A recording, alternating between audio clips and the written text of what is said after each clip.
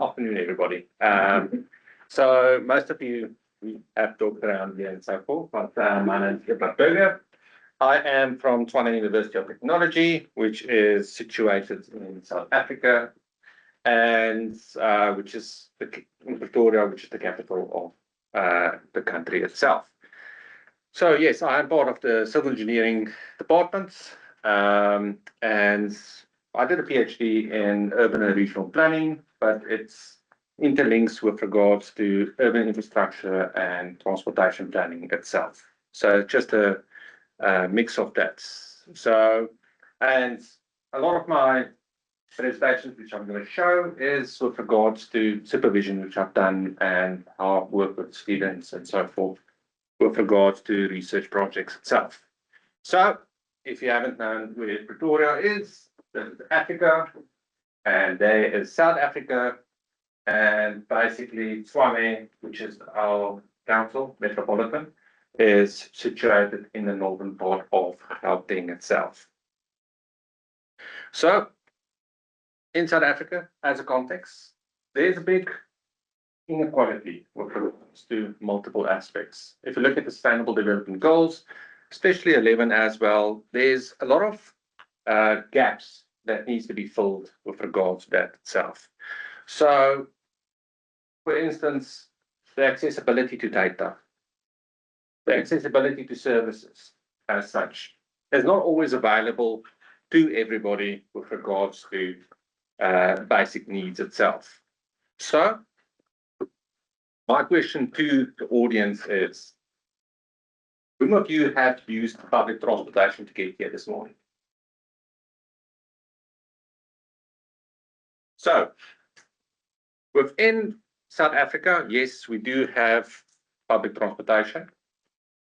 Part of my studies is to evaluate public transportation and look at a user-centered design with regard to public transportation itself.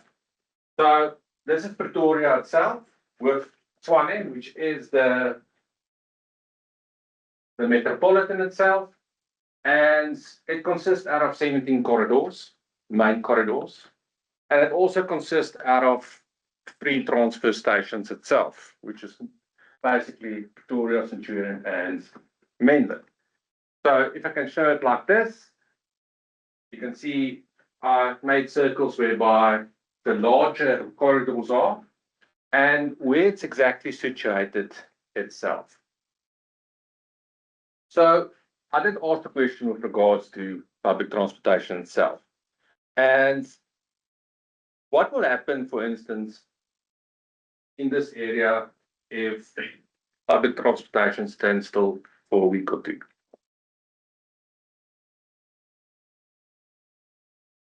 You'll be dependent on different modes. You'll look at where you can get a lift, for instance, from one city to another city. And it will outline the importance with regards to public transportation itself. So if, for instance, I want to travel from Hammanskraal to, let's say, somewhere in Pretoria East over here, I would travel all the way to the transfer station over here, and then from the transfer station to my area itself. That will take you about 2.5 hours. So if you need to be at 7 at work in the morning, your day would start at 4 o'clock in the morning to get to that area itself. But what will happen if there's a problem with the buses or anything like that? It automatically raises concern with regards to the movement of people itself. So, more prominent public transportation features is we have minibus taxis. We've got multiple Tshwane bus services.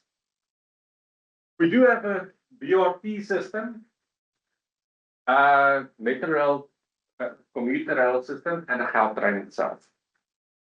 So the bus systems itself will be dependent on which areas do you travel in and the distance of travel itself. I'll show you shortly the minibus taxis as well. This is an example of a minibus taxi. It's basically a combi, a 14-seater. And its services basically, of course, to move around the city itself. They are linked to specific routes. So there's different owners of these taxi companies, and you are only allowed to do specific routes itself. They don't work on a time schedule. They work basically on when the taxi is full, the taxi will go. It won't leave the station if there's only 3 people in the taxi itself. More reliant on cash than booking tickets and so forth. So if it's a day-to-day activity, it can become more expensive because you can't buy month tickets or week tickets or anything like that. Then with the bus services, yes, that is whereby you can buy weekly tickets or monthly tickets or quarterly tickets to make it more cheaper and so forth. We do have multiple bus services, as mentioned earlier, depending on your travel. And then we also have a Orient BRT system, which is also a feeder system for the Gautrain itself. I'll get to the Gautrain shortly as such. So, Metrorail do exist. We did a study with regards, which I'm going to show you shortly with regards to Metrorail itself, whereby we evaluated user satisfaction itself, and that ran hand in hand with our Gautrain services. So the Gautrain services connects Pretoria and Johannesburg and the airport. It goes a bit more south with Johannesburg itself, but it connects multiple areas, but it's quite expensive. It's quite expensive to use, but it's the quickest way to travel in that specific area. And the last but not least is last mile transportation. How to get to your public transportation stop and from your public transportation stop to your house itself. And it sounds quite simple. We are doing studies based on this, but actually it's very important with regards to multiple aspects. But we'll get to that in a study which we did as well. So with regards to the accessibility chain itself, you leave your house, you go to the sidewalk path, which you walk on. What's the condition of that itself is important. Then you go to your feeder mode. So you won't necessarily go to your bus stops itself. You will, for instance, maybe use a minibus taxi to get to your bus stop itself, or a different mode, maybe a bicycle as well. Then you get to your stations, and we do studies on the stations itself. We're busy with study based on that with regards to what is expected from a station itself, what's expected from a bus stop itself. It sounds simple, but aspects such as lighting and safety and so forth do arise with that. Then you go to your main mode, which can be bus, train, minibus, taxi, and you get to your destination itself. So if, for instance, one of these chains gets lost, it may influence your trip quite significantly moving forward. So methods which we use. So we look at user satisfaction at the end of the day. But you do have to use different game plans, especially when it comes to user satisfaction. Because if I send out the survey, everybody would say, we're unhappy with everything. And that can sometimes lead the data in a specific direction whereby it's difficult to see actually what's important to the users itself. Because you want to see what's most important versus what's least important. So if I send out a survey and everybody gives me 1 out of 5 on the Likert scale, unfortunately, I'm not going to really see what is having influence. So we do like to create scenarios for users to select from. I'll show this shortly. We do measure user expectations versus reality itself, because sometimes a user would say, I'll rate out of 5, a 3 out of 5 for comfort on my trip itself. But if you ask them, what do you expect? I said, yeah, 3 out of 5, I expect 3 out of 5, it's fine. I don't mind having a 3 out of 5. So it's just giving that boundaries between what is expected and what's given. Conduct visual assessments of the surrounding itself. And we do connect this sometimes to a theoretical framework to make a bit more of sense of it. Because if you take this and you have to take it to the user or you have to take it to the government itself, it just gives a better way of explaining the outcomes of what you're doing. So here's an example, and I'm talking about using AI, but it's just easily more explained by indicating it like this. So we would use, for instance, a conjoint analysis. There's a bit more maths behind this, but we would, for instance, create scenarios. So by giving all elements, but you give, for instance, parameters differ from the one to the other one, you can, for instance, see what stands more out versus less. So, for instance, we'll look at sidewalks, access points, safety points, travel points, affordability, and so forth. We'll create 3 different scenarios, whereby we'll say the walkway is 1.5 meters. There's about 2 access points to a public transportation stop. Safety risk is low. Time spent getting to a specific point is high. Money is medium, and distance of the stops is great. Then with scenario B, you put in positives and you put in negatives in between. And suddenly you realize, okay, but the user is already happy with regards to paying a bit more money for less distance walk, for medium stops and a bit wider. And then you go over to option C, for instance, and you can say, for instance, okay, we're giving you more stops and so forth, but we can't secure your safety because there's too many stops. But your walking time would be less, but your cost would be higher. So if you start filtering in between the different scenarios with regards to what's positive versus what's negative, you can look at what scenario they select more, and you can, for instance, relate to what's more important versus what's less important. So, for instance, study can show, for instance, your travel time is most important, then secondly, safety, then reliability. So by giving a bit of a mix with regards to conjoint analysis, you can filter out what's more important and what's less important. A different method which you also can use is with regards to a gap analysis. And that's what I mentioned earlier. So I can give a lot of parameters to the participants itself. And the participants can give their frequency with regards to a 3 out of 5 for safety, for instance, a 4 out of 5 for comfort, for instance. But you ask them, what's the current situation? And you ask them, what is their expected situation? And suddenly you realize that they are happy with a 3 out of 5 for comfort. They are happy, for instance, with the walking distance. But you filter out other things suddenly with regards to maybe, for instance, the travel time is a bigger issue or the accessibility is a bigger issue because the gap becomes bigger between expectations versus reality itself.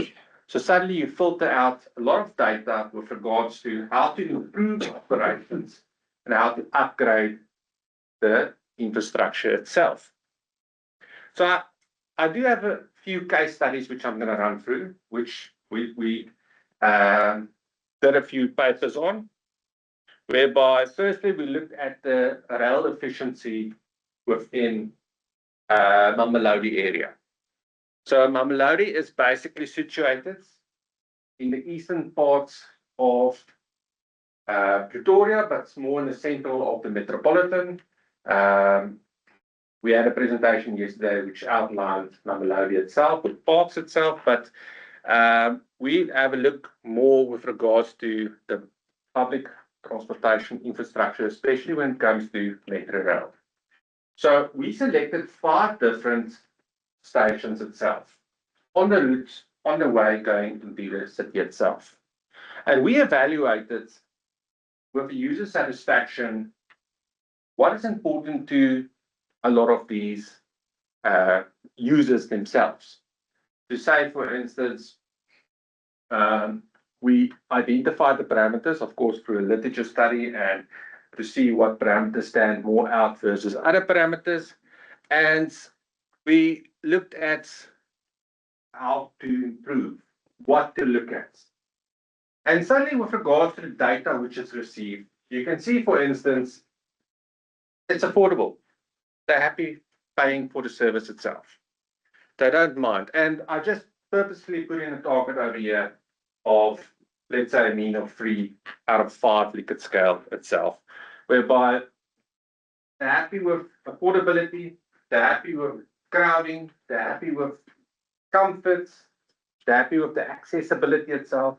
But from there on, it becomes questionable. So suddenly you look at, there's reliability concerns, there's safety concerns, and notification. And I did mention in the beginning that there's a big gap with regards to data. Now, one may not have money for data itself, so you can't always see what's the real-time updates with regards to notifications on what's happening on the train systems itself. So people will pitch up at the station and suddenly realize that the services is not working today. And that's a big concern sometimes, because a lot of people do rely on the infrastructure itself. And even if you say, for instance, offer an alternative, it's not outlined so strong, but again, safety itself is quite important. So my question is, can people plan, wait, travel, and transfer within reasonable certainty? So if I wake up in the morning and I need to go to work, is it possible to say 100% I'm going to be at work today? And I think that's the big question itself with regards to this research itself, whereby, and I talked about the inequalities with regards to, you can say there's a correlation between your transportation infrastructure and your economical activities itself. Because if I can't go into work, I can't make money, and it reflects back to that as such. So if I need to contribute this to the message itself and add a bit of a theoretical framework, so we did a paper whereby we added this to a value proposition canvas. I can go to the local government officials and I can say, for instance, the job basically is to arrive on time, safely and affordably. But the customers are uncertain, unsafe, and unreliable services with poor information, which basically influence their decision making at the end of the day itself. And I don't always want to use the word fix, but to give a better gain to this itself is to provide more predictable trips, clear information, safer transfers, and of course, lower stress at the end of the day. So work can already be stressful, but getting to work must not be stressful as well. The second study, whereby exploring mode choice behavior and preference in transportation users itself. So singular vehicular usage is a big thing in South Africa. So everybody has their own cars, everybody has 2 cars, depending on how many people are working within the house itself. So we did a study with regards to how can you convince people to park their car and use public transportation itself, because that's the only way we can start looking at how to win with less vehicles on the on the road itself. Because at the end of the day, you can build more and more and more highways, and the vehicles will just become more and more and more. So that's not always a solution to the problem itself. So this study, we focus more into the center of South Africa itself, which is Bloemfontein, Mangaung, which we focus on a small town over here. Not a small town, it's still a metropolitan. But we looked at how we can convince the residents to move over to a public transportation infrastructure system itself. So we did surveys, of course, and we felt that a lot of the full-time employees, full-time people who are employed full-time, felt it's more important to have more reliable services because they are afraid they may lose their employment if they don't pitch up regularly to work, especially if they have to rely on the transportation system. But they also indicated that if there's more flexible times and services, it may influence their choice itself. They're not too bothered about the amount of routes available, and the information itself is medium important, but as well, the fares itself, if they feel they can win a lot, it's for them to be able to convince them to move to other transportation field itself. So overall, we did surveys. It was quite a lot of surveys, whereby we divided it with regards to current public transportation users, private vehicle users, non-motorized transportation users, and a lot of people do love their cars in South Africa, so it's sometimes difficult for them to convince them to move away from their vehicles itself. So a strong predictor came up with regards to accessibility, reliability, affordability, and flexibility. Some of the main features. But we did a paper on this, and we developed the following framework with regards to, firstly, you need to retain your users itself. Then secondly, you have to attract new users. Because you can't just change everything, because you can maybe lose your current users because of maybe changing it too much. So you have to work hand in hand with regards to how to ensure to retain your users versus attracting new users itself. So the solid line is basically retention of the users. So keeping in mind walking distance, ease of access, safe transportation, reliable transportation, and so forth. Whereby, with regard to attract new users, you do get some of the similar stuff, but there's aspects such as getting more reliability, getting more transparency with regards to certain aspects to increase the commuters' need as well. And a park and ride was an option as well. And if you include multiple modes, it will assist as well with regards to the user itself. It's so interesting when I arrived in the UK, the amount of different modes one uses to get from point A to point B is quite significantly. And I've seen people on bicycles, and I've seen whereby they can store their bicycle and they can take their bicycle with while at the train station.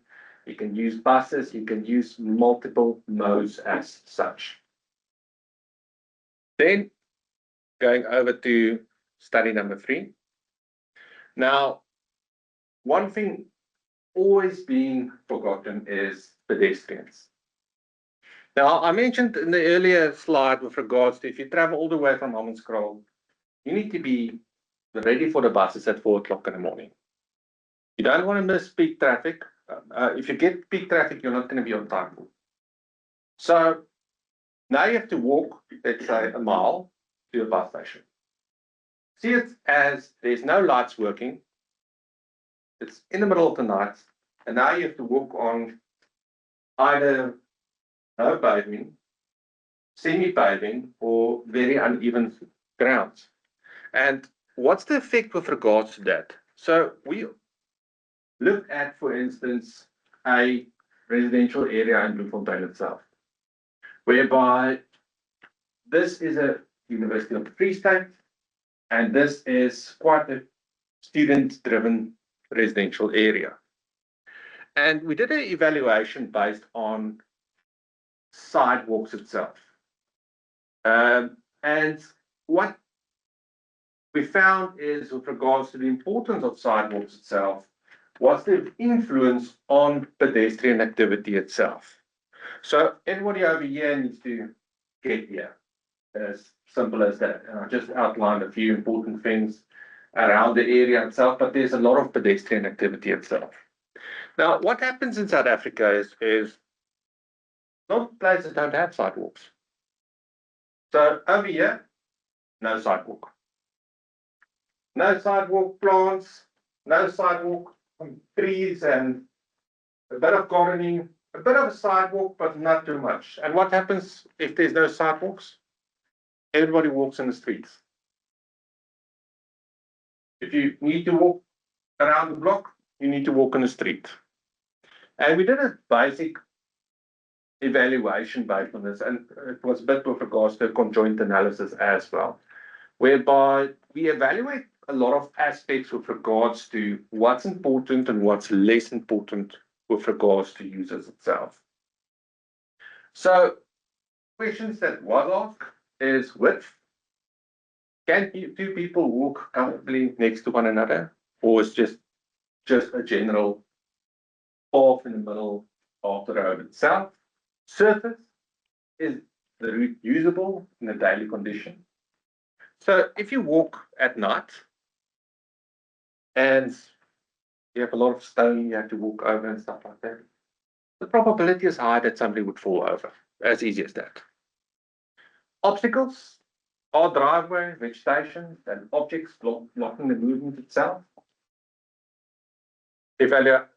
Elevation, are they level changing, manageable for all users? These days, if you go into stations, there's clearly indicated, watch out for a step, watch out for this. But if you're in the middle of the night and you have to walk and there's no light or anything like that, what do you need to do? And of course, safety itself. Safety is quite an important thing. So we are busy with a study as well, whereby we looked at last mile transportation for Tshwane itself. It's unpublished, so I can't say too much. But whereby we outline important aspects with regards to what's necessary versus what's not necessary out of a planning perspective of moving through a public transportation system, especially with regards to walkability and so forth. And then the last study is something which I work with people in this room as well, whereby we looked at accessibility. So we looked at aspects with regards to people's need to get accessibility to public transportation itself, but we also need to look at how places can be forgotten because there's no accessibility to those places itself. And this is especially with regards to a tourism perspective. So if, for instance, there's no linkage to specific places itself, is it possible to use those spaces? Or do you need to have a car to get to spaces itself? Even if you have a car, is those spaces outlined in such a way that you can pick it up quite quickly and easily, and it's easy for you to get to that space itself? So we did a study with regards to places itself and signage and accessibility itself with regards to the accessibility to spaces itself. So what I've seen, for instance, in the UK, you do pay a lot for parking around here. You go anywhere, you need to pay for parking. Whereby South Africa, it's a bit different. You don't have to pay, but there's also a security risk with regards to you're leaving your vehicle somewhere, and so it's a catch-22 system itself. Again, with regards to public transportation, and we evaluated the park in Mamelodi, it's Nelson Mandela Park, with regards to public access out of the public transportation section, how it's advertised, how it's leading people to a specific location, and we compared, for instance, with regards to something which was more commercial, which was named the same thing, but it's much more commercial as the other park itself. And you can see the vast amount of signals and stops and so forth versus the one place versus the other place. And basically how accessibility can be influenced with regards to how the planning is being done for that specific area itself. So what should be measured at the end of the day?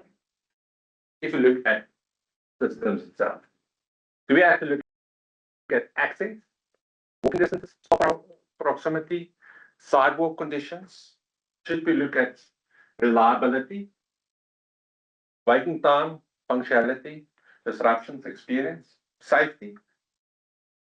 Not just road safety, but safety itself. Can you feel safe to approach a stop itself? Information, or working on more apps, more wayfinding and so forth for the stations itself. Affordability, a fair burden, and the confidence. I think the confidence is quite important. That knowing that tomorrow when I get up at a certain time, I know my public transportation system is going to be there and so forth. So we are busy writing we're finishing off, we're actually supposed to submit the paper, but time catched up with us before coming here. But basically what was outlined in the paper is that aspects such as speed of your public transportation system is not that important as, for instance, reliability. As, for instance, knowing that you will get to a place itself. It may not be super fast, but I will be on time at my desired location itself. So, thank you very much. I think I may be 5 minutes quick, but thank you very much. That's my LinkedIn link, and that's my email and so forth. Any questions?